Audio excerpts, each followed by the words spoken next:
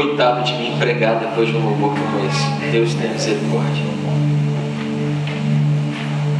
Mas eu creio que nessa noite, não por minha causa, mas por causa daquele a quem vim apresentar, você está prestes a ver algo de que você nunca se esquecerá. Cumprimento a igreja na graça e no santo amor de Jesus nosso Senhor. Amém? Amém. Você pode se sentar por um momento.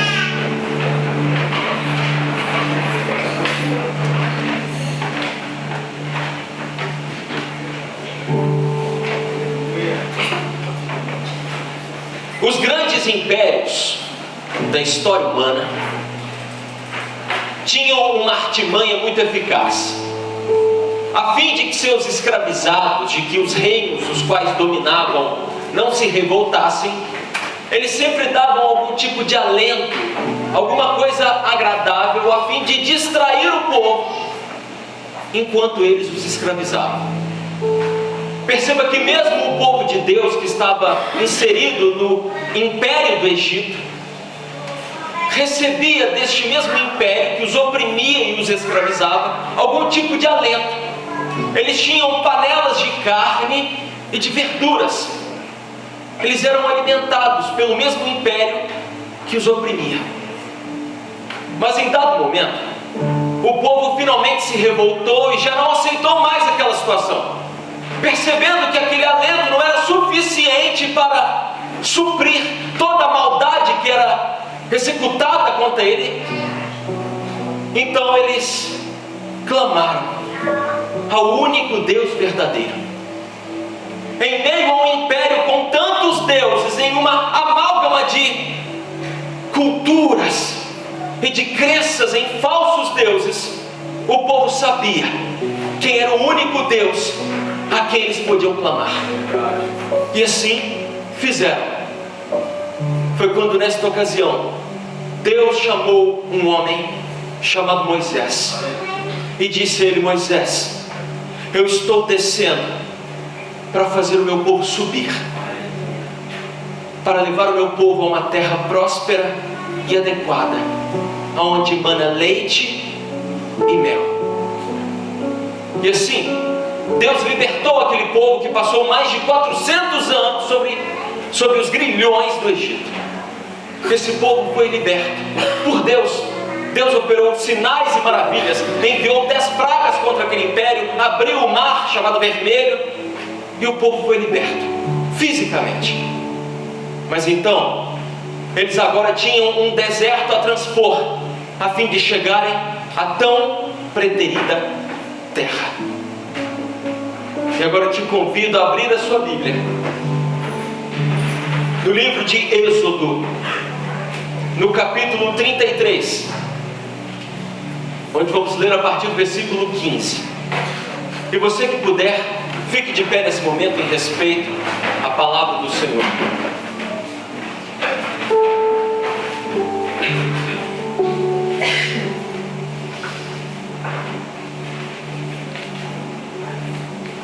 O segundo livro da Bíblia, livro escrito por Moisés, Êxodo, no capítulo 33, versículo 15 em diante, diz assim a palavra de Deus: Então Moisés declarou a Deus: Se não fores conosco, não nos envies. Como se saberá que eu e o teu povo podemos contar com teu favor, se não nos acompanhares? Que mais poderá distinguir a mim e a teu povo de todos os demais povos da face da terra? O Senhor disse a Moisés: Farei o que me pede, porque tenho me agradado de você e o conheço pelo nome. Então disse Moisés: Peço-te que me mostres a tua glória. Ore comigo essa noite. Senhor, nosso Deus e nosso Pai, Senhor, foram entoados cânticos de louvor a Ti, Senhor, e essa adoração chegou ao trono da Tua sublimidade, da Tua glória, da Tua graça. O que nos resta então agora, meu Pai, depois de entoarmos a Ti o nosso amor, é ouvirmos de Ti o quanto o Senhor nos ama. Faze-o através desta palavra, e que ao reconhecermos o Teu amor por nós, nosso coração seja constrangido com o tamanho amor, e gere em nós fé para prosseguirmos até o fim que almejamos, a Tua glória, a Tua face. É o que eu te peço esta noite, e já te agradeço porque confio na vitória. Em nome de Jesus, amém. Você pode se sentar.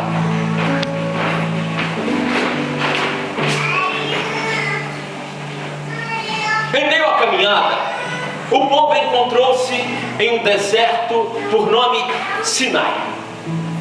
Naquele lugar, Deus pediu que Moisés subisse até o monte de mesmo nome, Sinai. E Moisés o fez. Durante 7 dias, então, Moisés buscou a presença do Senhor, mas esperou em silêncio. Depois de uma semana, a glória do Senhor desceu sobre aquele monte, e Moisés entrou em meio àquela glória. Aquela glória é a que está aqui essa noite. Aleluia. Eu te convido a entrar em meio a esta nuvem de glória, a fim de saber o que Deus tem a nos comunicar esta noite. Quando Moisés entrou no meio daquela nuvem, Deus disse a ele o quanto pretendia estar em meio ao povo de Israel, o povo qual Moisés agora liderava, segundo o mando de Deus. Deus disse que queria tabernacular em meio a eles, ter um lugar de morada no meio deles, para andar com eles fisicamente, não apenas através de uma coluna de fogo durante a noite, de uma nuvem durante o dia, mas Ele queria estar fisicamente no meio deles, que eles o sentissem no meio do arraial.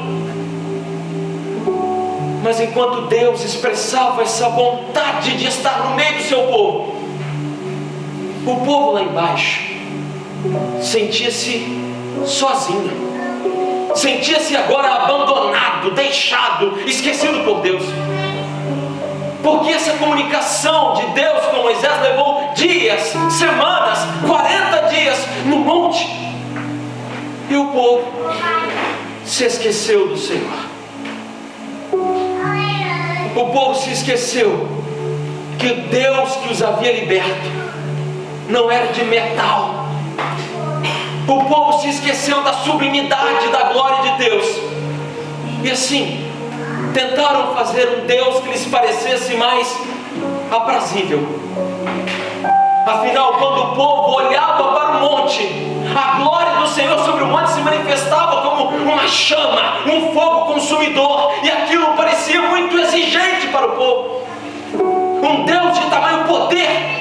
Então eles decidiram fazer um Deus que lhes fosse domesticável, um Deus que não fosse responsável por guiá-los para onde deveriam ir, mas a quem eles próprios guiariam e levariam aonde eles quisessem.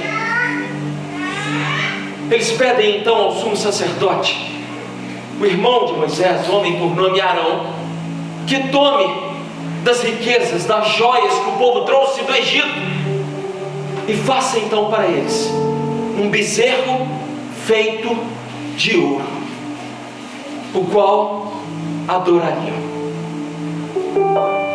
O primeiro erro do povo é ter se esquecido do Deus que já os havia liberto.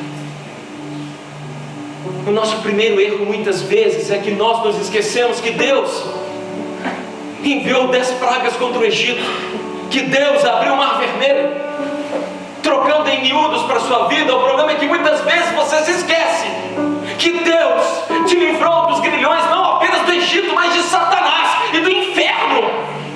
O problema é que você se esquece que Ele não apenas abriu o mar vermelho, mas abriu a madre de tua mãe para que ela te concebesse.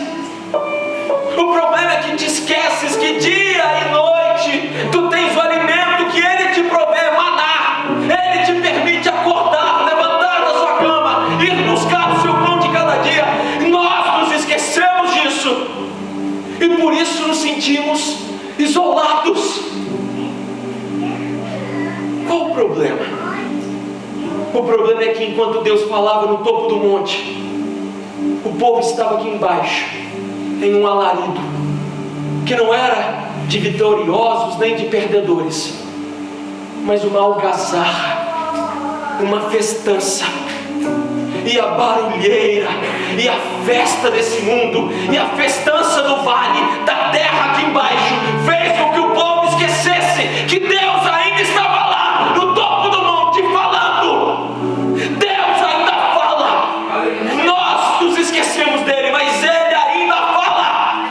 O problema é que a nossa algazarra, a gritaria do nosso interior, as tempestades internas da nossa vida, nos fazem esquecer que aquele que vem andando por sobre as águas não é um fantasma, é Cristo Jesus, nosso Senhor.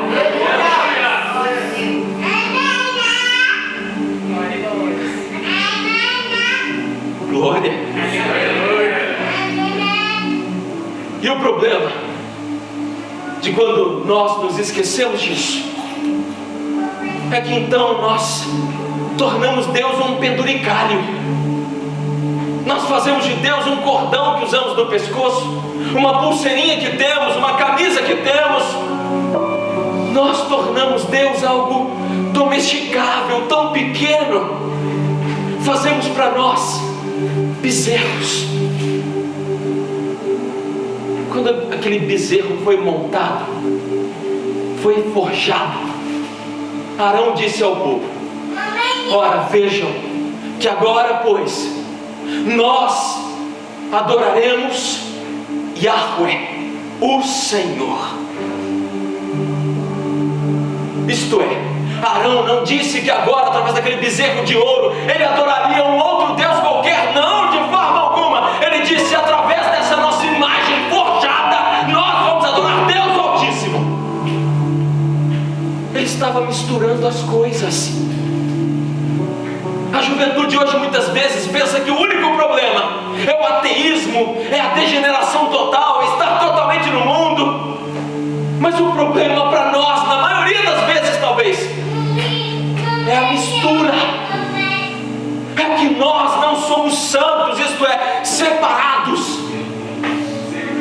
O problema é que apenas uma gota de veneno não torna o líquido quase saudável, torna o líquido venenoso, mortal. O problema é que um pouquinho de fermento leveda toda a massa.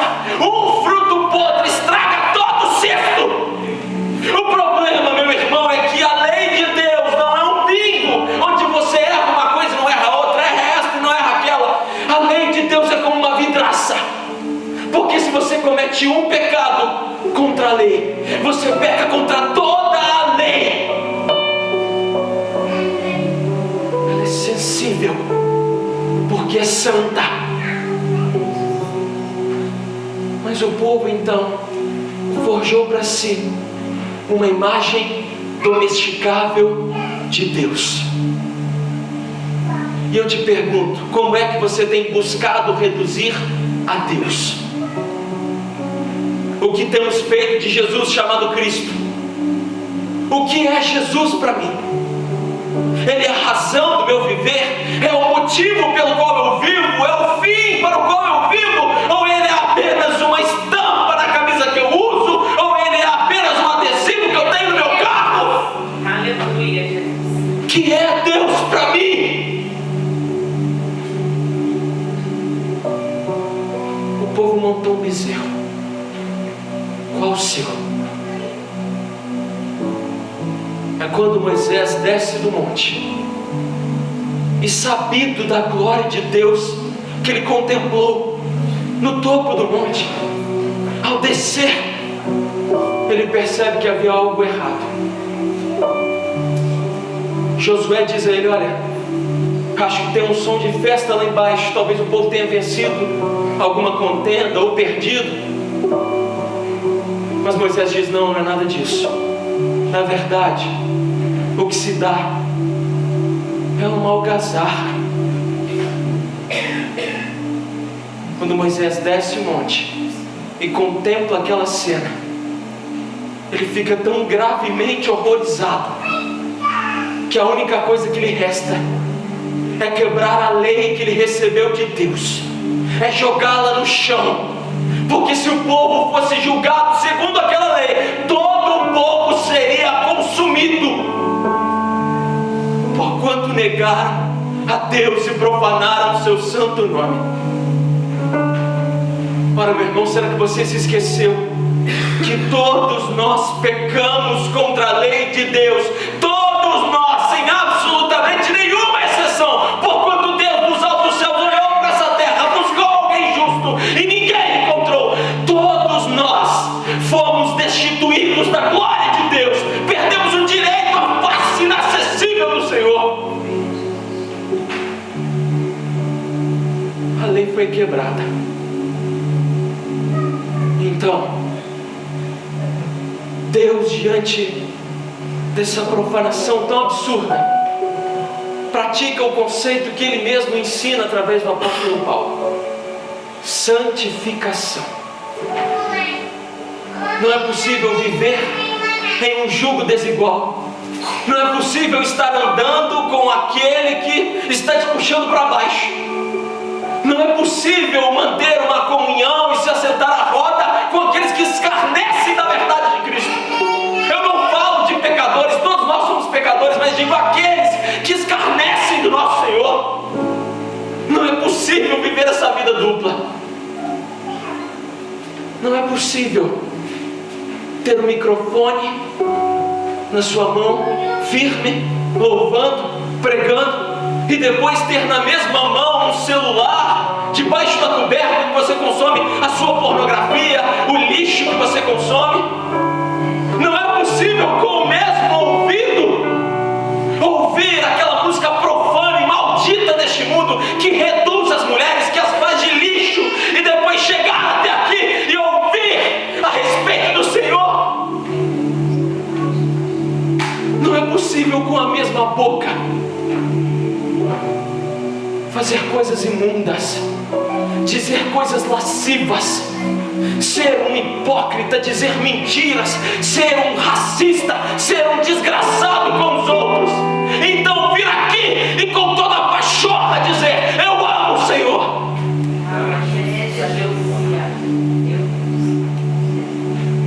Então Deus diz: já não é mais possível que eu vá no meio do povo. Não. Mas uma coisa eu farei, Moisés: eu enviarei um anjo, e esse anjo vai guiá-los até a terra prometida. Ele vai protegê-los nas batalhas, e vocês receberão uma terra que emana leite e mel, e vocês terão prosperidade, e vocês terão meu favor através de um anjo. Mas eu não posso ir. Muitos hoje aceitariam, muitos hoje diriam: mas que graça, que alegria, eu tenho um anjo do Senhor para ir comigo, eu tenho o seu favor, eu tenho uma terra na qual eu vou chegar e onde eu terei prosperidade, o carro que eu quero, as roupas que eu quero usar. Mas Moisés já tinha visto a glória de Deus, e aquele que vê a glória de Deus sabe que não há como equiparar. Aquele que já contemplou a face do Altíssimo sabe que você pode colocar toda a riqueza do mundo deste lado da balança, todos os montes, toda a terra, toda a beleza. Se do outro lado da balança estiver Cristo Jesus nosso Senhor, Cristo vale mais.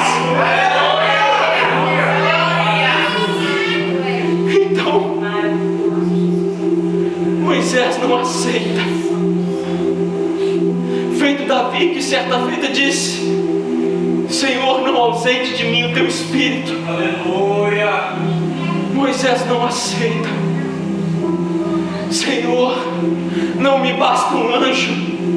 Os querubins, os serafins, os anjos, os animais celestiais e os anciãos não hão de tirar os meus olhos da tua face, não chamam mais a minha atenção do que a tua glória.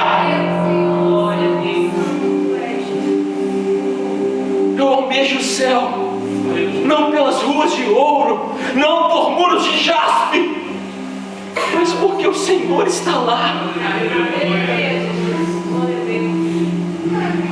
Então Moisés afasta sua tenda do arraial, como lhe era de costume. Ele coloca sua tenda distante de todos, faz ali um lugar que ele chama de tenda do encontro. É neste lugar onde ele apaga a luz e ouve o Senhor. É neste lugar, Melque, esse lugar onde a luz é apagada e só resta o Senhor e você. Josué está lá do lado de fora da tenda, tentando receber daquela glória, mas naquele momento ali dentro é só Moisés e o Senhor. É só Ele e Deus, porque tem coisas que são entre Deus e você. A bênção que Jacó recebe é quando ele se afasta de sua família por um momento e ele se encontra sozinho com Deus. Tem coisa que não depende do médico, não depende do advogado, não depende dos juízes desta terra, mas depende do médico dos médicos, depende do nosso eterno e supremo advogado perante Deus Altíssimo, depende daquele que é o juiz sobre todas as coisas, Jesus. É só você e Ele. E ali, na tenda do encontro, Moisés diz ao Senhor: Senhor, se Tu não fores conosco, não nos faça subir daqui. Como saberemos que o Teu favor é conosco? Como as nações deste mundo saberão que somos diferentes se Tu não fores conosco? Senhor, eu prefiro estar aqui neste deserto seco. Eu prefiro não ter as coisas que eu tenho. Eu prefiro não ter riqueza neste mundo e ter a Tua face e ter a Tua glória, do que ser renegado a uma vidinha banal aí, ganhando tudo nesse mundo, mas sem a Tua glória. Ora, meu irmão, risco para nós jovens, entendam, não é termos uma vidinha curta. A vida de todos nós é muito curta. Ainda que vivêssemos 1000 anos como Adão, que é isto perante a eternidade? O maior risco que corremos é que esta vida aqui seja nossa única. Moisés reconheceu algo que eu quero que você reconheça essa noite. Não há como equiparar aquele que já viu a glória de Deus, aquele que já contemplou a sua face. Pode cair, pode se ausentar por um momento, mas ele há de retornar, porque ele sabe, não há nada melhor, não há nada maior, não há outro nome. Ora, Moisés conheceu muitos deuses do Egito, mas ele sabia, esse era diferente. Os do Egito tinham boca, mas não falavam, tinham olhos, mas não viam, ouvidos, mas não ouviam, mas esse Deus, ele via face a face. Ainda que na escuridão da tenda, ele ouvia a sua voz, ele falava com ele e ele o escutava. Então eu proponho um desafio aqui esta noite. Dado que não é possível compartilhar Deus e o mundo, dado que aquele que torna-se amigo do mundo automaticamente confere-se como inimigo de Deus, dado que sem santificação ninguém pode ver a face de Deus, dado tudo isso, dado que não é possível viver uma vida dupla, eu te faço um desafio. Feche os seus olhos nesse momento. Pense em tudo que você tem de melhor nessa vida e tudo que mais te pode atrair. Pense em tudo isso. Pense em todo o prazer que uma vida neste mundo te pode oferecer. Pense sinceramente. E agora pense em Jesus. Pense em Jesus Cristo ressurreto. Você tem uma escolha a tomar esta noite. Não é possível misturar as duas coisas, então eu te convido a tomar uma decisão de uma vez por todas. Ou você emprega toda a sua vida em ter prazer neste mundo, porque esta vida é tudo que você tem. Esta vidinha aqui, tão curta, é tudo que você tem. Então, por que você está gastando tempo aqui? Tinha algo mais prazeroso para você fazer lá fora, certamente. Se contudo Cristo Jesus parece melhor para você, eu te convido a dizer para Ele essa noite: Senhor, eu sou teu, eu deixo tudo, Senhor. Essa minha vida dividida eu não posso viver mais, essa minha vida dupla já não faz mais sentido. Eu preciso viver uma vida única e exclusivamente para Ti. É só o que faz sentido para mim. Não há nada mais que faça o meu coração estremecer como a Tua voz. Não há nada tão apaixonante para mim como a Tua face, Senhor. O que eu quero ver esta noite, Senhor, é a Tua face. Os louvoristas podem vir aqui.